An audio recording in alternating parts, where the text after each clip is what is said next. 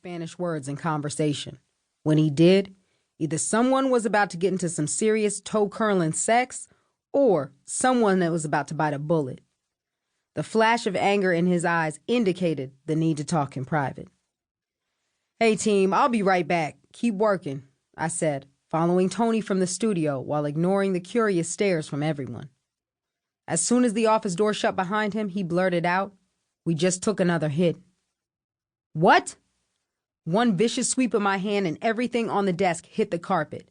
Pacing the floor, trying to still the angry beat of my heart, I asked, "How much supply was stolen?" The silence expanded between us as I moved away from my desk and went to the safe. "I don't know yet." Only halfway through the combination, I turned to face him. "What the hell do you mean you don't know?" My fist came slamming down on the top of the safe, causing him to wince before he said another word. Pain shot through my hand, but I barely noticed. What I did notice was that Tony was taking things a little too calmly for me. This latest development hit his pocket, too. "Something ain't right, Chin," he said, trying to keep his voice steady, but his eyes narrowed suspiciously as he peered out the window. The wind whipped viciously against the plate glass of my window office, signaling that rain, which had threatened to come for the past few days, would finally make good on its promise. "What the fuck is going on, Tony? I can't afford any more losses. Bills have to get paid. This company doesn't run on charity." Slipping back in my leather chair, I felt a knot tightening in my stomach and my perfectly laid plan slipping through my fingers. The ink isn't even dry on the deal for the clothing line, and now this shit. Sighing heavily, my eyes dimmed and my fingers tapped solidly on the cherry wood desk. I stared at Tony, waiting, watching. He avoided eye contact, something that didn't sit too well with me. Was my partner somehow involved in the robberies? "You asked me," he began in a solemn tone. "We need to get out of this game a little faster than we planned. Shit's getting foul real quick." Tony sighed wearily as he leaned back on the money green leather sofa. Strangely enough, I had purchased that green furniture when I opened the Hustle records, when the money was rolling in like ocean waves.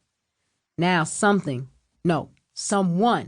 had tried to make sure those waves rolled back out to the sea, emptying our pockets along the way. "Change the plans? Hell no!"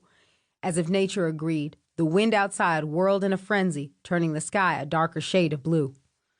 "I keep telling you that's out of the question, Tony.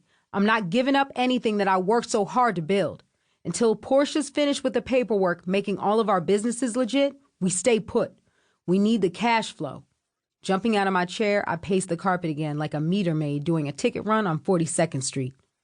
Turning my attention to the window, the skyline came into view.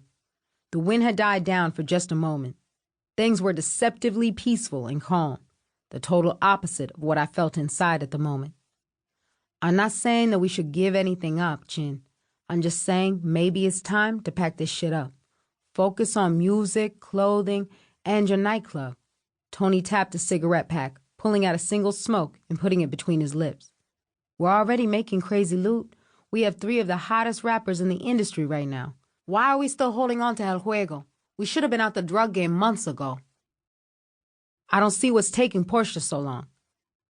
Music from the studio wafted in through this closed door.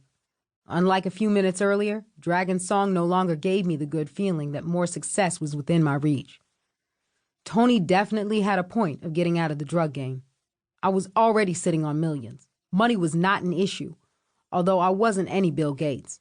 So why was I still in the drug game? It was insurance for me. I needed to know for certain that I would never be poor again. Tony took a drag from the cigarette, letting the smoke curl around his face like a halo. "Man, we need to cover our asses. It's only a matter of time before the FBI will be onto the fact that we're running a multi-million-dollar drug empire through the companies. You know we got the police over here on lock, so there's no worry in that corner. But the FBI?" He shook his head scornfully. "Man, those motherfuckers are hard to buy off."